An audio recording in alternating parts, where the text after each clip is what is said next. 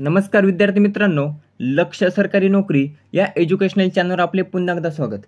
तर मित्रांनो, आज आपण पोलीस भरती 2024 साठी अतिशय महत्त्वाचे चालू घडामोडीचे प्रश्न पाहणार आहोत। मित्रांनो, सर्व प्रश्न अतिशय महत्त्वाचे आहेत, तरी व्हिडिओ आपण शेवटपर्यंत नक्की पाहायचा आहे।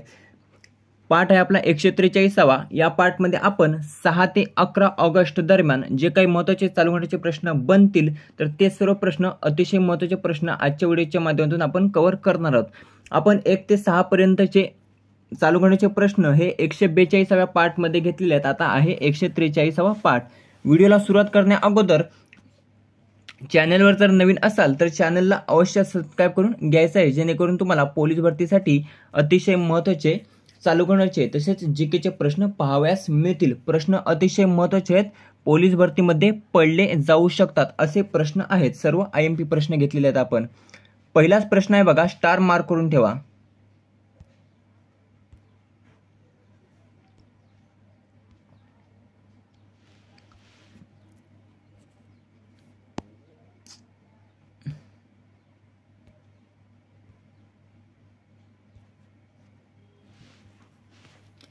पहिला प्रश्न आहे, बांगलादेशच्या अंतरिम सरकारच्या प्रमुखपदी कोणाची नियुक्ती झाली आहे? तर नुकतंच शेख हसीना यांनी पंतप्रधान पदाचा राजीनामा दिला। कोणत्या देशाच्या? तर बांगलादेशाच्या पंतप्रधान पदाचा राजीनामा दिला शेख हसीना, आणि त्यांच्यानंतर पंतप्रधान हे पद बांगलादेशचे रिक्त होते आणि बांगलादेशच्या आता अंतरिम सरकारच्या प्रमुखपदी कोणाची नियुक्ती झाली? तर पर्याय क, नोबेल पुरस्कार विजेते मोहम्मद युनूस। तर मोहम्मद युनूस हे बांगलादेश सरकारच्या अंतरिम सरकारचे प्रमुख बनलेले आहेत। आता यांना कोणत्या वर्षी नोबेल पुरस्कार हा देण्यात आला होता? तर 2006 साली मोहम्मद युनूस यांना नोबेल पुरस्कार हा प्रदान करण्यात आला होता। आता ते कोणत्या बँकेचे संस्थापक आहेत असा देखील प्रश्न विचारला जाऊ शकतो, तर ते आहेत ग्रामीण बँकेचे संस्थापक मोहम्मद युनूस। त्यानंतर एक त्यांनी पुस्तक लिहिलेले आहे जे खूप प्रसिद्ध आहे, ते देखील पुस्तक परीक्षेमध्ये विचारले जाऊ शकते। कारण आता मोहम्मद युनूसवर कोणता प्रश्न विचारला जाईल हे काही सांगता येत नाही, त्यासाठी आपण त्यांच्याबद्दलचे सर्व महत्त्वाचे पॉईंट कव्हर करणार आहोत। यांना नोबेल पुरस्कार मिळाला होता 2006 साली। ग्रामीण बँकेचे ते संस्थापक आहेत। त्यानंतर एक पुस्तक लिहिले होते, banker to the poor. Banker to the poor हे पुस्तक लिहिले होते आणि अतिशय चर्चेचे पुस्तक आहे ते। इत्यादी 3 प्रश्न मोहम्मद युनूस यांच्याशी संबंधित होते। त्यानंतर पर्याय ए दिसत असेल तुम्हाला, मोहम्मद शहाबुद्दीन। तर मोहम्मद शहाबुद्दीन हे बांगलादेशचे राष्ट्रपती आहेत किंवा राष्ट्राध्यक्ष आहेत। आता शेख हसीनाकडे यांच्याकडे वळूया। तर शेख हसीना या बांगलादेशच्या सर्वाधिक काळ पंतप्रधान होत्या। सर्वाधिक काळ त्यांनी कितव्यांदा शपथ घेतली होती? तर 5व्यांदा शपथ घेतली होती पंतप्रधान पदाची। त्या 2009 पासून बांगलादेश देशाच्या पंतप्रधान आहेत। आता यांना शेख हसीनांना बांगलादेशमधून पळ काढावा लागला, त्याचं कारण आहे जो काही बांगलादेशामध्ये आरक्षणाचा वाद आहे तर तो चिघळल्यानंतर शेख हसीना यांनी बांगलादेश देशाच्या पंतप्रधान पदाचा राजीनामा दिला। कशाचा वाद आहे? तर आरक्षणाचा वाद आहे। आणि त्यानंतर ते त्या पदावरून पायउतार झाले आणि त्यांना बांगलादेश हा सोडावा लागला। आता बांगलादेश सोडल्यानंतर किंवा तेथून पळ काढल्यानंतर त्यांनी सर्वात अगोदर कोणत्या देशात आश्रय घेतला? प्रश्न हा देखील विचारला जाऊ शकतो। तर त्यांनी बांगलादेश सोडल्यानंतर सर्वात अगोदर आपल्या भारतात आश्रय घेतला, भारतामध्ये। प्रश्न विचारला जाऊ शकतो, हे देखील लक्षात ठेवायचे आहे। आता हे जे काही अंतरिम सरकार आहे तर त्यामध्ये किती सदस्य आहेत? किती?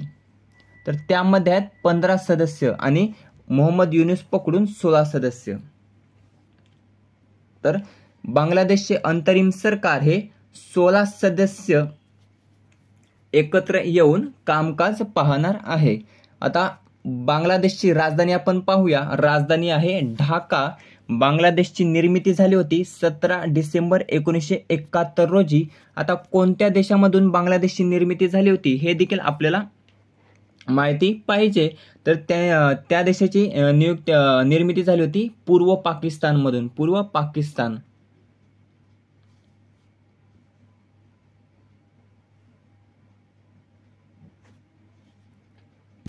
एवढी माहिती आपण एका प्रश्नामधून पाहिली. यामध्ये कुठला जरी प्रश्न विचारला तरी तुम्हाला त्याचं उत्तर आलं पाहिजे. अतिशय महत्त्वाचा प्रश्न आहे, त्यासाठी एवढी आपण माहिती घेतलेली आहे. यामधला कुठलाही प्रश्न हा विचारला जाऊ शकतो. मागे 1-2 दिवसापूर्वी जे प्रमुख बनलेत बांगलादेश त्यावर प्रश्न विचारला होता. आता मुंबई या ठिकाणी कुठला प्रश्न विचारला जाईल हे काही सांगता येत नाही. त्यासाठी आवश्यक तेवढी माहिती आपण घेतलेली आहे. पुढचा प्रश्न आहे, पॅरिस ऑलिम्पिकच्या समारोप सोहळ्यात भारताचा ध्वजवाहक कोण असणार आहे? याचं योग्य उत्तर आहे पर्याय अ, PR श्रीजेश. भरपूर जण इथे कन्फ्यूज होतात. तर पॅरिस ऑलिम्पिक या समारोप सोहळ्यात प्रश्न आहे, समारोप सोहळ्यात, उद्घाटन नाही. तर समारोप सोहळ्यात PR श्रीजेश हे भारताचे ध्वजवाहक असणार आहेत. आणि महिला जर विचारली तर पॅरिस ऑलिम्पिकच्या समारोप सोहळ्यात महिला ध्वजवाहक कोण असणार आहे? तर मनू भाकर. मनू भाकर ही महिला ध्वजवाहक असणार आहे. आता उद्घाटनाच्या वेळी कोण भारताचे ध्वजवाहक होते? तर शरद कमल अचंता हे पॅरिस ऑलिम्पिकच्या उद्घाटनावेळी भारताचे ध्वजवाहक होते पुरुषांमध्ये. आणि महिलांमध्ये होत्या PV सिंधू. आता यामध्ये कन्फ्यूज होऊ नका. आता PR श्रीजेश हे कोणत्या खेळाशी संबंधित आहेत? तर ते आहेत हॉकी या खेळाशी संबंधित. हॉकी कोणत्या राज्याशी आहेत? तर केरळ राज्यातील आहेत ते बघा. केरळ राज्यातील आहेत PR श्रीजेश. आणि हॉकीमध्ये ते कोणत्या याच्यावर आहेत? तर ते आहेत गोलकीपर. हॉकीमध्ये गोलकीपर आहेत.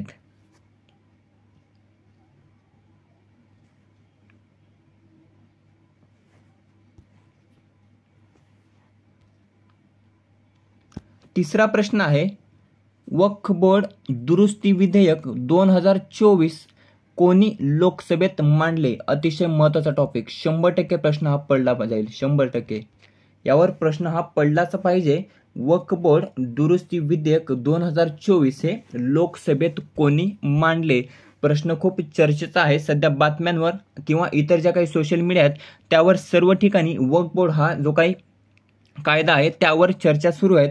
आणि असे टॉपिक हे पोलीस भरतीमध्ये म्हणजे चालू टॉपिक हे पोलीस भरतीमध्ये विचारले जात आहेत. त्यासाठी अतिशय महत्त्वाचा टॉपिक. याबद्दल आपण थोडीशी माहिती पाहूया जी परीक्षेमध्ये विचारली जाऊ शकते. आता सर्वात अगोदर वक्फ बोर्ड कायदा हा कोणत्या वर्षी मंजूर करण्यात आला होता ते अगोदर आपण पाहूया.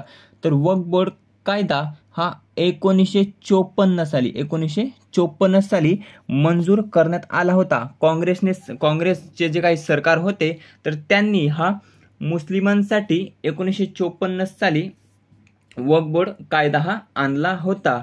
त्यानंतर 1995ला कधी तर 1995ला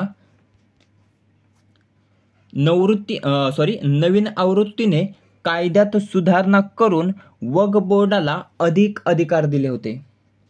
अगोदर कमी अधिकार होते परंतु 1995ला जी काही नवीन आवृत्ती आली वक्फ बोर्डाची तर त्यामध्ये त्यांना अधिक अधिकार देण्यात आले.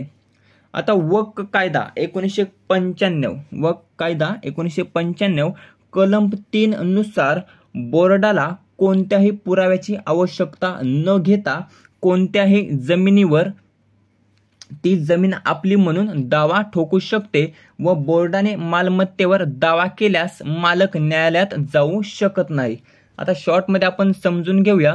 तर हा जो काही वक्फ बोर्ड कायदा आहे तर त्या कायद्यामध्ये काय आहे तर बघा, भारतातील जी काही जमीन जर वक्फ बोर्डाला आवडली किंवा त्यांना ती हवी असेल तर त्यावर ते कोणत्याही पुराव्याची म्हणजेच कोणताही जरी पुरावा नसला तरी त्या जमिनीवर आपला दावा ठोकू शकतात. म्हणजे ती जमीन आपली आहे असा दावा ठोकू शकतात. आणि त्यावर जेव्हा दावा केला त्यावेळी त्या जमिनीचा मालक हा न्यायालयात जाऊ शकत नाही. हा असा अधिकार हा वक्फ बोर्डाला दिलेला आहे. त्याला कुठे जावे लागते तर न्यायालयामध्ये जावे लागत नाही. तसेच पोलीस स्टेशनमध्ये गेल्यानंतर देखील त्याचं काही होत नाही. त्याला वक्फ बोर्डाच्या न्यायाधिकरण न्यायालयातच दाद मागावी लागते. म्हणजेच त्यांच्याच जो काही वक्फ बोर्डाचा न्यायालय आहे तर त्याच ठिकाणी जाऊन त्यांना दाद मागावी लागते. कायद्याचे कलम 85 न्यायाधिकरणाचा निर्णय हा अंतिम बनवते. म्हणजेच वक्फ बोर्डाचे जे काही न्यायालय आहे तर त्याचा निर्णय हा अंतिम राहील आणि त्या निर्णयाला सर्वोच्च न्यायालय देखील आव्हान देऊ शकत नाही. हा अतिशय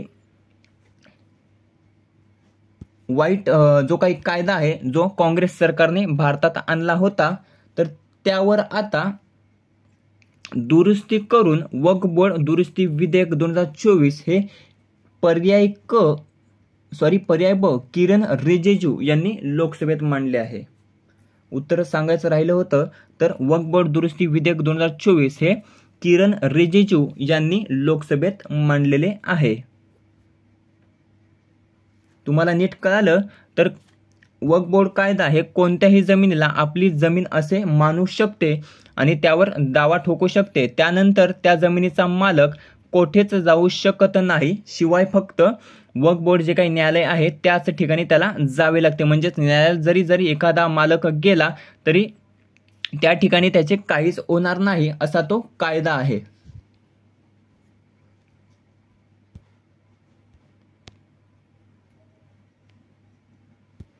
चौथा प्रश्न आहे, भारतातील पहिले AI आधारित अंगणवाडी केंद्र कोठे उभारण्यात आले आहे? तर पर्याय ब गाझियाबाद, उत्तर प्रदेश. तर भारतातील पहिले AI आधारित अंगणवाडी केंद्र हे गाझियाबाद, उत्तर प्रदेश या ठिकाणी उभारण्यात आलेले आहे. पुढचा पाचवा प्रश्न आहे, भारतीय पुरुष हॉकी संघाने पॅरिस ऑलिम्पिक स्पर्धेत कोणते पदक जिंकले? ज्याचं योग्य उत्तर पर्याय क कांस्य पदक, ज्याला आपण ब्रॉन्झ मेडल म्हणतो. ब्रॉन्झ मेडल कधी कधी परीक्षेमध्ये इंग्लिश शब्द असतात ब्रॉन्झ, गोल्ड आणि सिल्वर, तर त्यावेळी लक्षात ठेवायचे आहे सुवर्णाला म्हणतात गोल्ड मेडल, रौप्याला म्हणतात सिल्वर मेडल आणि कांस्य पदकाला म्हणतात ब्रॉन्झ मेडल. लक्षात ठेवा, कधी कधी आपण कन्फ्यूज होऊन जातो आणि कांस्य पदकालाच आपण सिल्वर मेडल म्हणून जातो आणि रौप्य पदकाला ब्रॉन्झ. त्यासाठी नीट लक्षात ठेवायचे आहे. तर भारतीय पुरुष हॉकी संघाने पॅरिस ऑलिम्पिक स्पर्धेत कांस्य पदक जिंकलेले आहे. आता कोणत्या देशाचा पराभव हा केला होता भारतीय हॉकी संघाने? तर स्पेन या देशाचा पराभव केला होता आणि कांस्य पदक हे जिंकले होते. आता भारतीय पुरुष हॉकी संघाने आतापर्यंत ऑलिम्पिकमध्ये किती पदके जिंकली आहेत? तर 13 पदके जिंकली आहेत. 13 ऑलिम्पिकमध्ये 13 पदके जिंकली आहेत. भारतीय पुरुष हॉकी संघाचे कर्णधार कोण होते असा प्रश्न पोलीस भरतीमध्ये पडला आहे. तर त्याचे कर्णधार आहे तर हरमनप्रीत सिंग. हरमनप्रीत सिंग हे भारतीय पुरुष हॉकी संघाचे कर्णधार आहेत.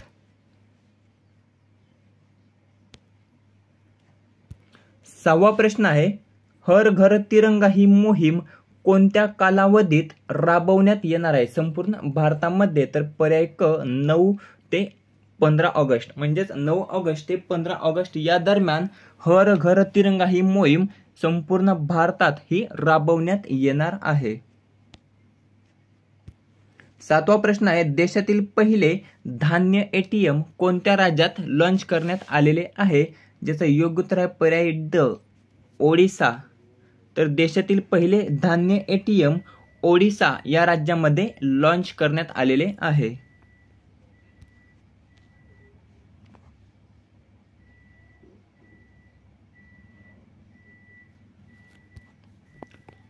त्यानंतरचा आठवा प्रश्न आहे, 15 ऑगस्ट 2024 रोजी पृथ्वी निरीक्षण उपग्रह EOS 800 कोणत्या रॉकेटद्वारे प्रक्षेपण करण्यात येणार आहे? प्रश्न IMP आहे. तर योग्य उत्तर आहे पर्याय अ SSLV. आता SSLV चा फुल फॉर्म काय आहे? SSLV चा तर small satellite launch vehicle. Small satellite launch vehicle असा SSLV चा फुल फॉर्म आहे. आता हे जे काही रॉकेट आहे, आता याचे प्रक्षेपण कोणती संस्था करणार आहे? प्रक्षेपण तर इस्रो संस्था, जी काही भारताची अंतराळ संस्था आहे इस्रो, तर ही या रॉकेटद्वारे पृथ्वी निरीक्षण उपग्रह हा लॉन्च करणार आहे किंवा प्रक्षेपित करणार आहे. आता इस्रोचे सध्याचे अध्यक्ष कोण आहेत? तर S सोमनाथ.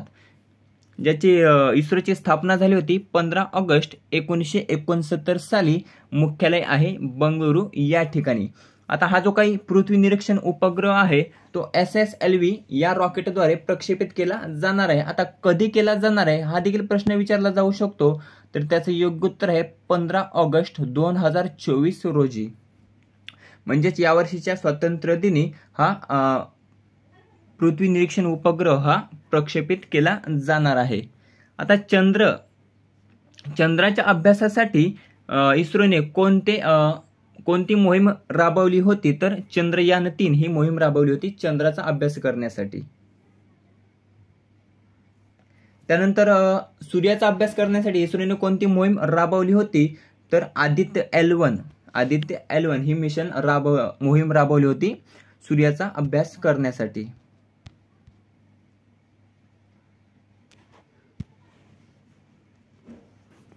नववा प्रश्न आहे, कावा ज्याला आपण CAVA महिला व्हॉलीबॉल राष्ट्रीय लीग हे जे काय आहे तर त्याचे विजेतेपद कोणी पटकावले? कावा CAVA महिला व्हॉलीबॉल राष्ट्रीय लीग 2024 चे विजेतेपद कोणी पटकावले? तर पर्याय क आपल्या भारताने पटकावले.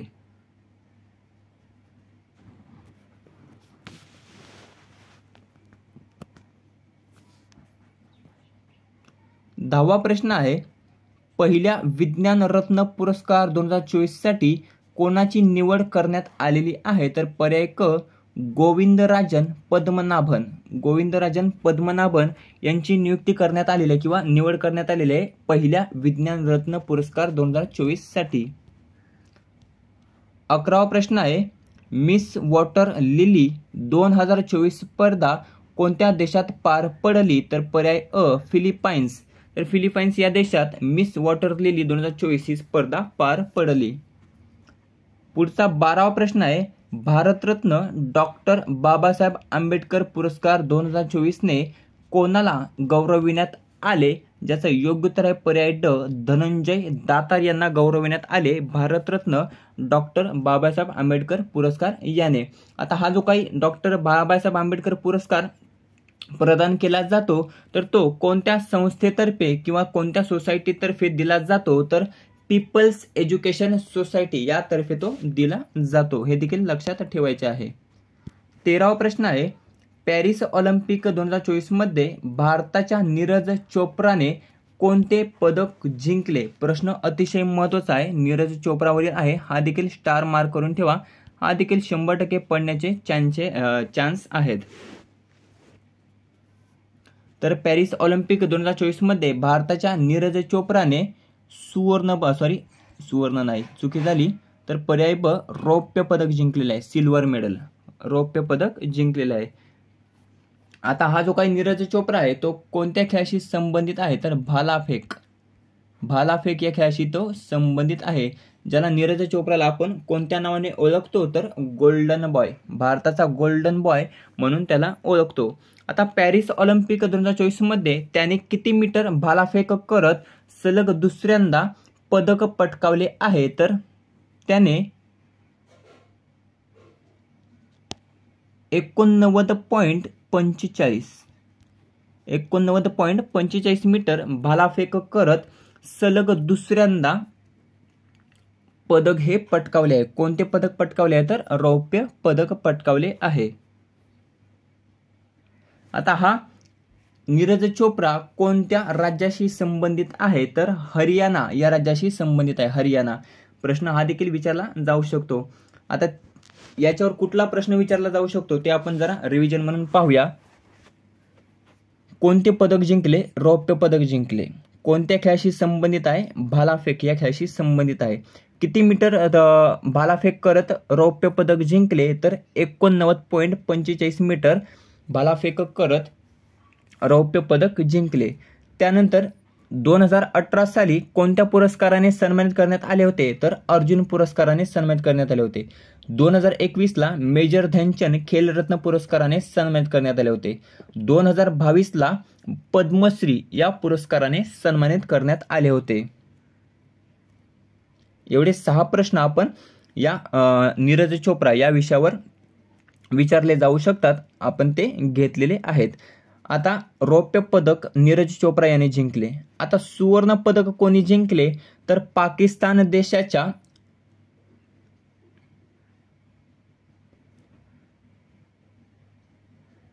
अर्शद नदीमने, पाकिस्तान देशाच्या अर्शद नदीमने 92.97 मीटर भालाफेक करत पॅरिस ऑलिम्पिक 2024 मध्ये भालाफेक या खेळामध्ये सुवर्ण पदक जिंकले.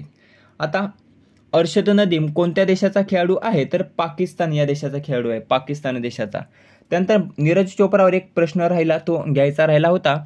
तर जे काही टोकियो या ठिकाणी ऑलिम्पिक स्पर्धा पार पडल्या होत्या, तर त्यावेळी त्याने कोणते पदक जिंकले होते तर सुवर्ण पदक जिंकले होते, सुवर्ण पदक. पुढचा प्रश्न पाहूया, अतिशय महत्त्वाचा प्रश्न आहे हा, देखील प्रश्न स्टार मार्क करून ठेवा. तर भारताच्या ज्युनियर पुरुष हॉकी संघाच्या मुख्य कोचपदी कोणाची नियुक्ती केली आहे तर पर्याय ड PR श्रीजेश. तर याने नुकतंच हॉकी या खेळातून निवृत्ती जाहीर केली आहे. ते हॉकी या खेळामध्ये गोलकीपर होते आणि त्यांचीच आता भारताच्या ज्युनियर पुरुष हॉकी संघाच्या मुख्य कोचपदी नियुक्ती करण्यात आलेली आहे. आपण यांच्याबद्दल सर्व माहिती पाहिलेली, आता पुन्हा घेणार नाही आहोत. 15वा प्रश्न आहे, RBIच्या पतधोरण समितीने रेपो दर नवव्यांदा किती टक्के कायम ठेवला आहे तर पर्याय ब 6.5%.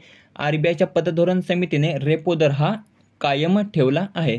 आता RBIचे सध्याचे प्रमुख कोण आहेत किंवा गव्हर्नर कोण आहेत तर शक्तिकांत दास. हा देखील प्रश्न पोलीस भरतीमध्ये पडलेला आहे. शक्तिकांत दास हे सध्या RBIचे गव्हर्नर आहेत. किती आहेत तर 25वे आहेत. RBIची स्थापना झाली होती 1 एप्रिल 1935 साली. हे सर्वांना तोंडपाठ झाले असेल. पहिले गव्हर्नर होते ऑस्बॉर्न स्मिथ, पहिले भारतीय गव्हर्नर होते CD देशमुख. आता मुख्यालय कोणत्या ठिकाणी आहे तर मुंबई या ठिकाणी मुख्यालय आहे RBIचे.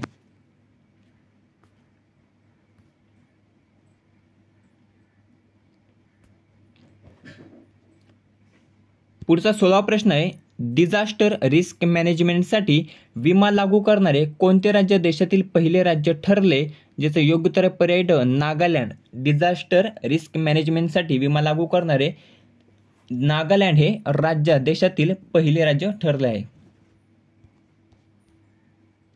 17वा प्रश्न आहे, पॅरिस ऑलिम्पिक 2024 मध्ये फुटबॉल या खेळात कोणत्या देशाने सुवर्ण पदक जिंकले, ज्याचं योग्य उत्तर पर्याय क स्पेन. स्पेन या देशाने पॅरिस ऑलिम्पिक 2024 मध्ये फुटबॉल खेळात सुवर्ण पदक जिंकले, सुवर्ण पदक.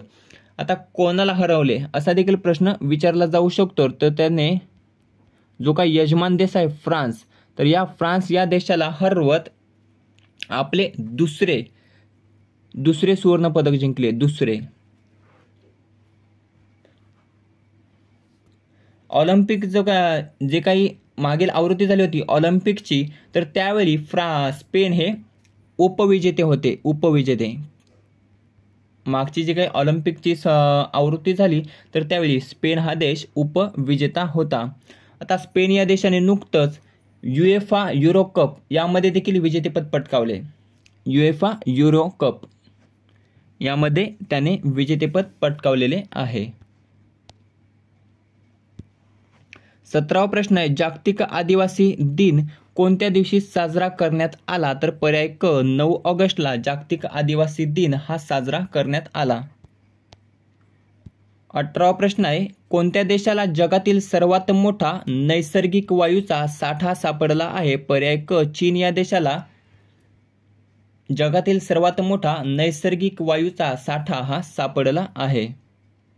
19वा प्रश्न आहे, साऊथ आफ्रिका 20 क्रिकेट लीगमध्ये खेळणारा कोण पहिला भारतीय खेळाडू ठरणार आहे तर पर्याय क दिनेश कार्तिक हा साऊथ आफ्रिका 20 क्रिकेट लीगमध्ये खेळणारा पहिला भारतीय खेळाडू ठरणार आहे.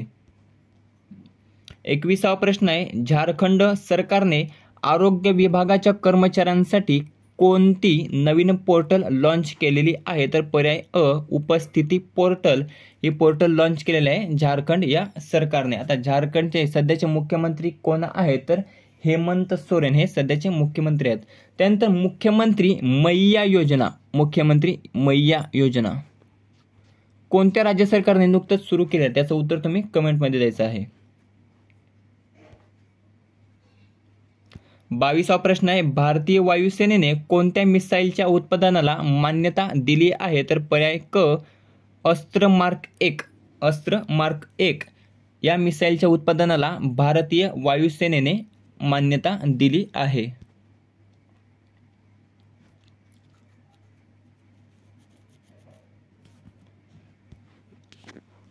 पुढचा 23वा प्रश्न आहे,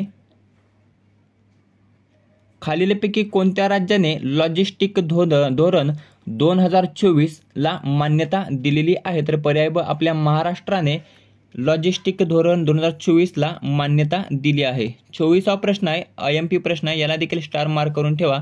तर महाराष्ट्र राज्यातील कोल्हापूर जिल्ह्यातील विशाळगडावरील कंदील पुष्प वनस्पतीला ही जे काही नवीन वनस्पतीची प्रजाती सापडली आहे तर त्याला कोणाचे नाव देण्यात आलेले आहे? तर पर्याय ब छत्रपती शिवाजी महाराजांचे नाव देण्यात आलेले आहे. आता ही कंदील पुष्प वनस्पती कोणत्या किल्ल्यावर सापडली आहे? तर विशाळगड या किल्ल्यावर सापडली. आता विशाळगड हा जो काही किल्ला आहे तर तो कोणत्या जिल्ह्यात आहे? तर कोल्हापूर जिल्ह्यात आहे. कोणाचे नाव देण्यात आले आहे? तर छत्रपती शिवाजी महाराज यांचे नाव देण्यात आलेले आहे. 25वा प्रश्न आहे, कोणत्या देशादरम्यान उदार शक्ती 2024 वायुसेना अभ्यासाचे आयोजन केले आहे? तर पर्याय अ भारत आणि मलेशिया. तर या दोन देशांदरम्यान उदार शक्ती 2024 वायुसेना अभ्यासाचे आयोजन केले आहे. 26वा प्रश्न आहे, पॅरिस ऑलिम्पिक स्पर्धेत कुस्तीपटू अमन सेहरावतने कोणते पदक पटकावले आहे? तर पर्याय क कांस्य पदक पटकावले आहे. किती किलो वजनी गटात? तर 57 किलो वजनी गटात त्याने कांस्य पदक जिंकलेले आहे. आता कोणत्या खेळाशी संबंधित आहे? प्रश्नामध्येच त्याचं उत्तर आपल्याला मिळून जाईल. तर कुस्ती या खेळाशी ते संबंधित आहेत अमन सेहरावत. त्यानंतर एशियन चॅम्पियनशिप 2024 मध्ये त्याने कोणते पदक पटकावले होते? तर सुवर्ण पदक पटकावले होते, सुवर्ण पदक. त्यानंतर वैयक्तिक ऑलिम्पिक पदक जिंकणारे किंवा पटकावणारे सर्वात तरुण भारतीय बनलेले आहेत. कोण? तर अमन सेहरावत. कोणत्या राज्याशी संबंधित आहेत? तर हरियाणा या राज्याशी ते संबंधित आहेत. 27वा प्रश्न आहे, काकोरी रेल्वे कट सुवर्ण महोत्सवाचे उद्घाटन कोणाच्या हस्ते करण्यात आले? तर पर्याय अ योगी आदित्यनाथ, उत्तर प्रदेशचे मुख्यमंत्री यांच्या हस्ते काकोरी रेल्वे कट सुवर्ण महोत्सव. आता सुवर्ण महोत्सव कितव्या वर्षी साजरा केला जातो? तर जेव्हा 100 वर्ष पूर्ण होतात तर तेव्हा सुवर्ण महोत्सव हा साजरा केला जातो. तर काकोरी रेल्वे कट 100व्या महोत्सवाचे उद्घाटन कोणाच्या हस्ते करण्यात आले? तर योगी आदित्यनाथ. आता कोठे करण्यात आले? तर लखनौ, उत्तर प्रदेशमधील शहर आहे लखनौ आणि या ठिकाणी काकोरी रेल्वे कट सुवर्ण महोत्सवाचे उद्घाटन हे करण्यात आलेले आहे. 28वा प्रश्न आहे, सर्वात हलके front hard armour bullet proof jacket कोणत्या संस्थेने विकसित केले आहे? पर्याय ड DRDO. तर DRDOने सर्वात हलके front hard armour bullet proof jacket हे विकसित केलेले आहे. आता DRDOचा फुल फॉर्म काय आहे? तर defence research and development organisation असा फुल फॉर्म आहे, ज्याचे अध्यक्ष आहेत समीर व्ही कामत, ज्याची स्थापना झाली होती 1958 साली. मुख्यालय आहे नवी दिल्ली या ठिकाणी. 29वा प्रश्न आहे, टिंबटिंब सीमेवर देखरेख करण्यासाठी रवी गांधी IPS आहेत हे रवी गांधी, तर यांच्या अध्यक्षतेखाली समिती नेमलेली आहे. तर पर्याय ब भारत आणि बांगलादेश या देशांच्या सीमेवर देखरेख करण्यासाठी किंवा देखरेख ठेवण्यासाठी IPS रवी गांधी यांच्या अध्यक्षतेखाली समिती नेमली आहे. प्रश्न हा देखील IMP आहे, विचारला जाऊ शकतो. पुढचा 30वा प्रश्न आहे, India ampersand 100 investing tomorrow economic powerhouse या पुस्तकाचे लेखक कोण आहे? तर पर्याय क KV सुब्रमण्यम हे या पुस्तकाचे लेखक आहेत. 31वा प्रश्न आहे, फॉर्च्यून ग्लोबल 500 यादीमध्ये भारताच्या किती कंपन्यांचा समावेश झाला आहे? पर्याय ब 9. तर फॉर्च्यून ग्लोबलच्या टॉप 500 यादीमध्ये भारताच्या 9 कंपन्यांचा समावेश झाला आहे. 32वा प्रश्न आहे, कोणत्या ठिकाणच्या IITने भारतीय सैनिकांसाठी नवीन तंत्रज्ञानावर आधारित बूट तयार केले असून त्यामधून चालताना वीज निर्मिती होते? ज्याचं योग्य उत्तर आहे पर्याय क, IIT इंदोर. तर IIT इंदोरने भारतीय सैनिकांसाठी नवीन तंत्रज्ञानावर आधारित बूट तयार केले असून त्यामधून चालताना वीज निर्मितीही होते. मित्रांनो, अशा प्रकारे 32 महत्त्वाचे चालू घडामोडीचे प्रश्न हे आजच्या व्हिडिओच्या माध्यमातून आपण कव्हर केलेले आहेत. मित्रांनो, व्हिडिओ शेवटपर्यंत जर पाहिला तर पोलीस भरती 2024 मध्ये जेवढे काही जिल्ह्याचे पेपर राहिलेले आहेत तर त्यामध्ये या व्हिडिओमधील भरपूर प्रश्न हे पाहावयास मिळतील याची बघा 100% मी गॅरंटी देतो, कारण सर्व प्रश्न अतिशय महत्त्वाचे आणि ट्रेंडिंग टॉपिकवरील आहेत. तरी व्हिडिओ आपल्याला कसा वाटला ते कमेंट करून नक्की सांगायचे. व्हिडिओ आवडला असेल तर मित्रांसोबत शेअर करायला आणि चॅनलला सबस्क्राईब करायला विसरायचं नाही. अशाच व्हिडिओसाठी आपल्या चॅनलच्या माध्यमातून सोबत राहा. भेटूया पुढच्या व्हिडिओमध्ये. धन्यवाद.